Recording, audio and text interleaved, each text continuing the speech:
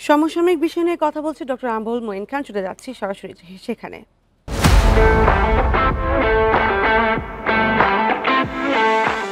ছাত্রছাত্রীরা যারা রয়েছে তারাও যেন বিলেতে গিয়ে স্কলারশিপ এবং ফেলোশিপের মাধ্যমে তারা উচ্চশিক্ষা সেখান থেকে গ্রহণ করতে পারে এবং গ্রহণ করে যেন সেখানে থেকে না যায়, এই কথাটিও আলোচনায় এসেছে। তারা যেন দেশে ফিরে এসে দেশকে সেবা দেয়, সেই বিষয়গুলি কিন্তু আমরা গুরুত্ব দিয়ে আলোচনা করেছি। শেষ করে নিই। হ্যাঁ, নিশ্চয়ই। শিক্ষার বিষয়ে আলোচনা হচ্ছে, স্বাস্থ্য খাত নিয়ে আলোচনা হয়েছে, যেখানে বিলাত এবং বাংলাদেশ পারস্পরিক যে উন্নয়নের জন্য বাংলাদেশের শিক্ষা স্বাস্থ্য ব্যবস্থাকে উন্নয়নের জন্য আমরা কি কাজগুলো করতে পারি তাদের সঙ্গে, সেই বিষয়গুলো আলোচনা হয়েছে। তারপরে আরো ব্যবসা বাণিজ্য, যেটা জানেন বিলাত তো একটা পুরোনো কথা আছে, বেনিয়ার জাতি বলে বিলাতকে, তো ওরা ট্রেডিং বলেন কিংবা যাই বলেন, এটা তো ওরা সবসময় গুরুত্ব দিয়ে থাকে। কাজে বিলাতের সঙ্গে আমাদের ব্যবসা বাণিজ্য কীভাবে উন্নয়ন করা যায় সেটা হয়েছে। আমরা বলেছি যে দেখুন, বাংলাদেশের যে গণতন্ত্রের যে মডেল, বাংলাদেশের গণতন্ত্রের মডেল কিন্তু বিলাতের গণতন্ত্রের মডেল, ওয়েস্টমিনস্টার মডেলে এটা গড়ে উঠেছে।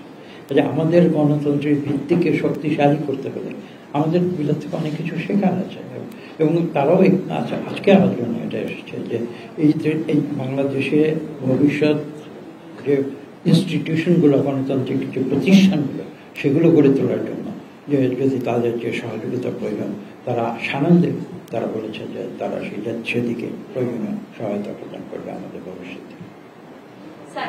কমিশনের সঙ্গে আবারও পলিটিক্যাল পার্টিগুলোর বৈঠক ডাকা হয়েছে প্রধান উপদেষ্টার সঙ্গে। এতদিন তো আপনাদের নির্বাচনের তারিখ নিয়ে একটা বড় দাবি ছিল, নির্বাচন কবে রোডম্যাপ ঘোষণা নিয়ে। এখন আসলে আপনাদের পক্ষ থেকে কি দাবি থাকবে বা কি বার্তা থাকবে? এগুলো হচ্ছে দাবির বিষয় নয়। আসলে আমার মাঝে মাঝে মনে হয় যে এই যে আমি বলছি, আমি এই যে মাঝে মাঝে মনে হয় যে এই যে একটা প্যারাডাইম বাংলাদেশে দাবি করবে, দাবি মেটাবে, আমার মনে হয় যে এই চক্র থেকে বাংলাদেশকে বের হয়ে আসতে হবে।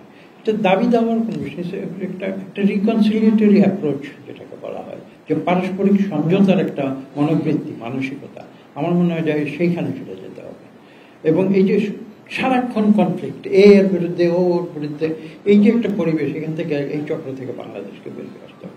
এবং আমার বিশ্বাস যে দেখুন, এই 13ই জুন একটি মিটিং হয়েছে, এটা অবাক কাণ্ড। আমি খোলাখুলি বলি, শেষ আমরা যেদিন ডক্টর ইউনূস সাহেবের সঙ্গে দেখা করি, আমি নিজে ডক্টর ইউনূসকে উদ্দেশ্য করে বলছেন, আপনি শুধু নির্বাচনের দিনটি আপনি ঘোষণা দিতে দেখবেন যে বাংলাদেশের সব নৈরাজ্য একদিনে চলে যাবে।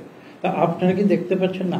আমি কিন্তু বাংলাদেশের এখানে সেখানে যেখানে যাচ্ছি 13ই জুন পর থেকে দেখছি, আসলে কিন্তু বাংলাদেশের একটা গুণগত পরিবর্তন হয়েছে 13ই জুনের মিটিং এর পরে। এটা কিন্তু অস্বীকার করে কোনো উপায় নেই, যে কথাই বলুক না কেন।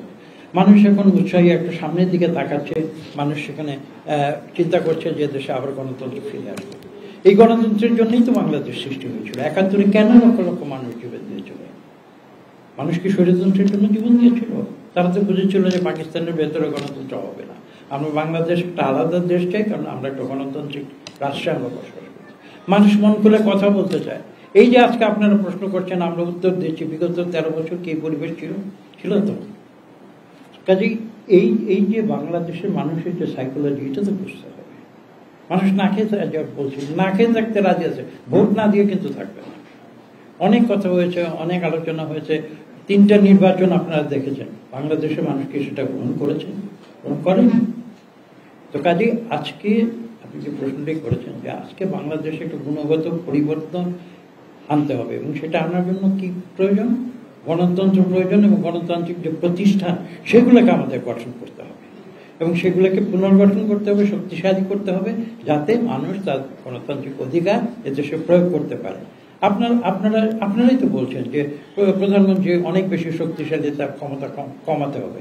এটা মূলে কি রয়েছে? মূলে তো রয়েছে জবাবদিহিতা। জবাবদিহিতা যখন থাকে না, তখনই তো প্রধানমন্ত্রী অতি শক্তিশালী হয়ে যায়, যা খুশি তাই করে। যদি সমসাময়িক বিষয় নিয়ে কথা বলছিলেন বিএনপি স্থায়ী কমিটির সদস্য ডক্টর আবুল মঈন খান।